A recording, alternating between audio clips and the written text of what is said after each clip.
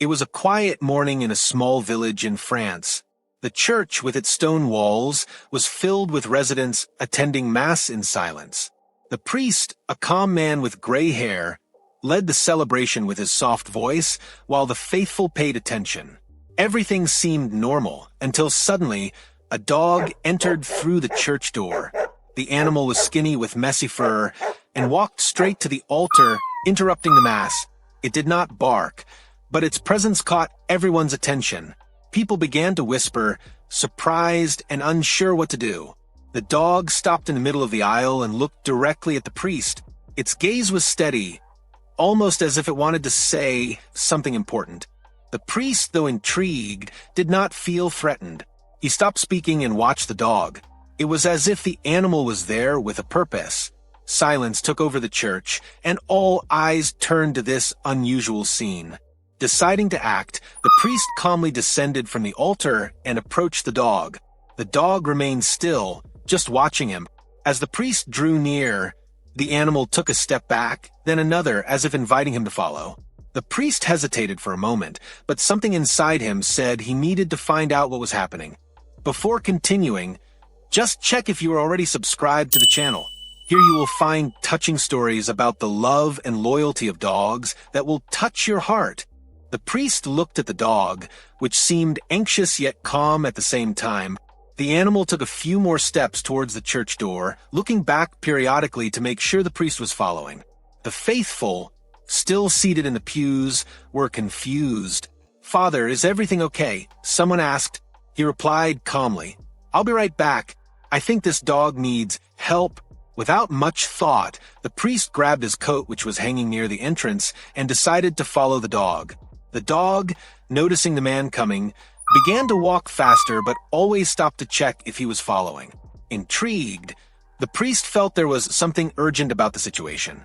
As they walked through the village streets, the priest noticed that the dog seemed to know the way very well. It didn't hesitate at any point, moving straight ahead as if it had a clear destination in mind. The priest's heart raced. He didn't know what he would find, but he trusted that he was doing the right thing. The few villagers outside looked curiously at the priest and the dog, but no one tried to interfere. After all, it was not every day that a dog interrupted a mass and led the priest away. The silence between them was only broken by the sound of the priest's footsteps and the dog's paws on the ground. As the priest walked, he began to ponder the strangeness of the moment. Why did he choose me? Did he know I would come? Is this some kind of sign? He had never experienced anything like this before, but decided to trust the instinct the animal was showing. After a few minutes, the dog turned into a more secluded street where the houses were smaller and simpler. There, the silence seemed even greater, as if the village had completely stopped. The priest felt a chill run down his spine as he continued to follow the animal. When the dog stopped for the first time, it looked back at the priest again with a gaze that seemed almost human. The priest also stopped, took a deep breath, and looked around. There was no one nearby, just the two of them. It was clear the dog knew exactly where it was going, and the priest, despite his doubts, could not ignore what he felt. Something was about to happen. Without further hesitation, he took a few more steps, following the dog down a narrow street. From a distance, he began to feel that they were getting closer to an important place. I noticed you haven't left a like for this video yet. This is very important so that YouTube continues to share our exciting dog story content with you. After a few minutes of walking, the dog stopped in front of a simple house with peeling paint and some plants scattered around the garden. The priest also stopped, looking around, trying to understand why the animal had brought him there. The dog barked softly and looked at the house's door, as if asking the priest to do something. The priest took a few steps forward and suddenly smelled something strange in the air. It was a strong, familiar, but dangerous smell, gas. He frowned, trying to confirm if it was what he thought it was. The dog started to become more agitated, pacing back and forth, and then barked again, this time a bit louder. "Something is wrong here," the priest murmured to himself. He went to the door and knocked, calling for someone. "Hello, is anybody home?" No response. He tried again, knocking harder, but the house remained silent. The smell of gas seemed stronger now, and the priest realized he needed to act quickly. He looked at the dog, which was staring at him urgently, and decided he could not wait. He pushed the door, which was unlocked, and entered. The smell of gas hit him immediately. It was strong and nauseating, and he knew he didn't have much time. Inside the house, everything seemed in order at first glance. The living room was tidy, with children's toys scattered in one corner. On the couch, a woman lay, apparently sleeping. "Ma'am," the priest called, approaching her, but she did not wake up. He touched her shoulder carefully, but she seemed deeply asleep. The priest's heart raced. He needed to act quickly. He moved through the living room and went into the kitchen, where he found the cause of the problem, a forgotten pan on the stove with the burner off and the gas still on. He immediately shut off the gas valve and opened the windows to ventilate the area. As he did this, he heard a noise coming from a room next door. He ran there and found two small children sleeping deeply in their beds. The smell of gas had spread throughout the house. The priest shivered at the thought of what could have happened if the dog had not brought in air in time. He returned to the living room and tried to wake the woman again, now more firmly. "Ma'am, wake up. There's a gas leak." Finally, she opened her eyes, sleepy and confused. When she saw the priest there, she was startled. What's happening?" she asked, still disoriented. "The gas was leaking in your kitchen. The dog brought me here," the priest explained, pointing to the dog, now sitting near the door, as if waiting to ensure everything would be all right. The woman brought her hand to her mouth, shocked by what she heard. She looked at the children in the room and began to get up, still trying to comprehend how all this had happened. The woman, still confused, tried to get up quickly, but the priest held her by the shoulders. "Calm down," he said with a firm but gentle voice. "You and the children are okay, but you need to leave the house now. The smell of gas is still strong." She looked around, still processing what was happening, and began to remember the pan she had left on the stove. I think I lay down for just a minute," she murmured, her eyes wide with concern. Meanwhile, the priest went to the room where the children were sleeping soundly. He opened the window to air out the room and carefully began to wake the little ones. "Wake up, children. Come with me. Everything is okay," he said in the softest voice possible. The children, still sleepy, slowly opened their eyes and looked at the stranger in front of them. The mother, realizing what was happening, ran to the room, though still a bit dizzy. She picked up the youngest child in her arms while the priest held the hand of the older one. Together, they all went outside the house, where the fresh air finally brought relief. The dog was already waiting outside, sitting in the garden, watching the movement like a true guardian. The woman, now more aware, looked at the priest and then at the dog. "Was it him? Was it the dog who brought you here?" she asked, still incredulous. "Yes," the priest replied, wiping the sweat from his forehead. "If it weren't for him, I might not have known what was happening. He knew you needed help. With the children safe and the gas turned off, the priest went back inside the house to check that everything was in order. He opened a few more windows and made sure the smell was diminishing. When he returned to the garden, he found the woman sitting on the grass, embracing her children, with tears streaming down her face. "I don't know how to thank you," she said, looking at the priest and then at the dog. "I had no idea what was happening. If it weren't for you and this dog..." Her voice broke as she hugged her children tighter. The priest, still impressed by the intelligence of the animal, petted the dog's head. He knew what to do, and he did what many humans might not have done. He acted without hesitation. The dog, however, seemed oblivious to the praise. He just wagged his tail as if he knew he had completed his mission and that everything was okay now. The woman, now calmer, began to explain what had happened. She said she had put the pan on the stove and, exhausted, thought she could nap for a few minutes while waiting. However, the wind that came in through the window extinguished the fire, and the gas began to leak slowly. "I thought I would wake up in time, but I didn't realize how much time had passed," she said, her voice full of guilt. The priest consoled her. "The important thing is that nothing worse happened. You're all safe, and that's what matters now." He looked again at the dog, who continued to sit calmly, watching everything. With everyone out of danger, the priest and the woman started talking while the children, still a bit sleepy, played in the garden near the dog. The animal stayed close by, watching everyone with an attentive gaze, as if still ensuring everything was under control. "Is this dog yours?" asked the priest, curious. The woman shook her head. "Actually, no. He showed up here a few months ago, skinny and tired. I felt sorry for him and started to feed him. Since then, he's never left. It's like he chose to stay here." The priest looked at the dog with admiration. "He's not just an ordinary stray," he said, petting the animal's head.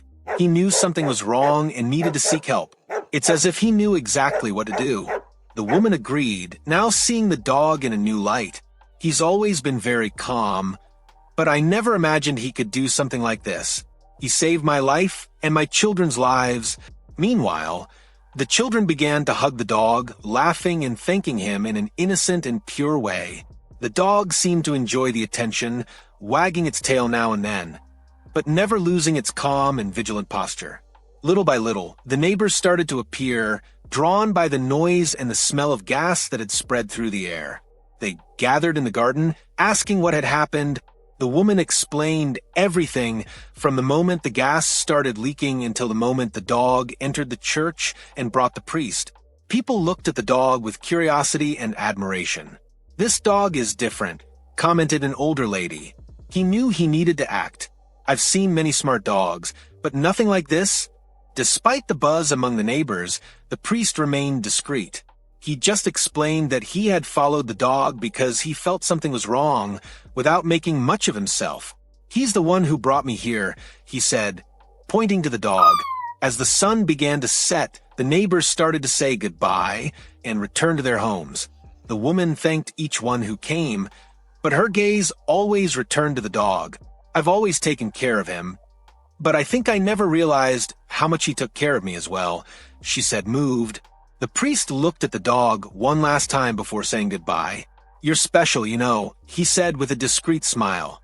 The dog, as always, just wagged its tail, indifferent to the words, but satisfied to be surrounded by all those he helped to protect. After all the commotion, things began to settle down in the village.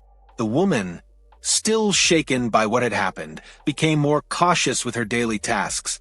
She never left anything on the stove unattended again, and began to check everything before going to bed. The scare made her realize how quickly something bad could happen, and she became even more vigilant with her children. The dog continued living as always, wandering the village streets, calm and independent. He didn't seem to care about all the attention he received in the first few days. For him, everything had returned to normal. However, the woman's children now treated him with even greater affection, following him wherever he went and playing with him whenever they could. In the village, what happened became the main topic of conversation for several weeks. Those who were present at the church told the story with enthusiasm, describing how the dog interrupted the mass and led the priest to the woman's house. The story spread quickly, reaching neighboring villages. However, not everyone believed it. A dog guiding a priest? That's just something for idle people, some residents of nearby places said. Others laughed and thought it was all made up or an exaggeration. These small village stories always grow bigger than they should, they commented. On the other hand, in the village itself, those who witnessed the scene insisted it was true. "I saw it with my own eyes," said a lady who was in the church. "The dog knew what he was doing. I've never seen anything like it." Even so, those who weren't there continued to doubt, and the story took on an air of mystery. In the church, something unexpected began to happen. The masses became more crowded. People from nearby villages came, not just out of faith, but also out of curiosity. They wanted to see the priest who followed a dog or try to hear the story told by him. Some came just to observe the place where everything happened, as if they expected to find some clue or confirmation of the story. The priest, however, didn't give many details. He didn't like to turn the event into a spectacle. When questioned, he simply said with a smile, "Help comes from the least expected places. The important thing is that the family is well," and so he continued his masses and his tasks as always, not getting carried away by the stir. Meanwhile, the dog continued with his simple life, indifferent to curious glances or whispers. He seemed to know that he had already fulfilled his mission, and all he wanted now was to keep walking through the village streets as if nothing extraordinary had happened. As the days passed, the village began to calm down. The buzz about what had happened was still a topic of conversation in some circles, especially among the older residents who loved to repeat the story to anyone willing to listen. It was a true miracle, some said. Others just smiled and nodded, knowing the event was real. Even if it seemed like something out of a tale, visits to the church remained intense. People from neighboring villages still came, some to pray, others just to try to understand what really happened. Is the dog still around? The more curious would ask. But the dog, with his calm demeanor, never seemed to care about the attention. He walked the streets as usual, without showing that he had done anything grand. At the woman's house, gratitude for the dog was evident. He continued to be treated as part of the family, but without exaggeration. There were no parties or tributes. There was just silent and sincere affection. She knew she owed her life and that of her children to that animal, but she treated the event with simplicity. He is special, but he never asked for anything in return, she would say while watching the dog rest in the sun in the backyard. The children, on the other hand, told the story to everyone who would listen. It was our dog that saved us, they would say proudly, even though the dog technically wasn't theirs. For them, he was a hero, someone who would always be there to protect them. Among the villagers, the story of the dog began to be repeated as a lesson on how extraordinary things can happen in the most common moments. Who would have thought an animal could do something like this? They commented. But at the same time, the simplicity of the dog made people reflect. He didn't expect praise, he demanded nothing. He just continued with his routine, faithful to his nature. The priest, for his part, also felt a silent gratitude towards the dog. Every time he saw him walking the streets or resting in a corner, he would make a small gesture of approval as if to say, "Thank you once again." He never turned the episode into a major lesson or sermon. For him, what happened was a reminder that help can come from the least expected places, but it didn't need to be something that changed everyone's life. The dog continues to live his days as he always has, wandering the streets of the village, but now viewed differently by those around him. Those who pass by can't help but think of what happened. The moment he made a decision that changed everything. He doesn't seek attention, he demands nothing. He just carries on calmly, as if he knew he did what he had to do. At the woman's house, the dog seems to have found his place. He is treated with affection without exaggeration, but with a gratitude that needs no words. The children play with him in the garden, hug him, and sometimes whisper to their friends, "He's the one who saved us."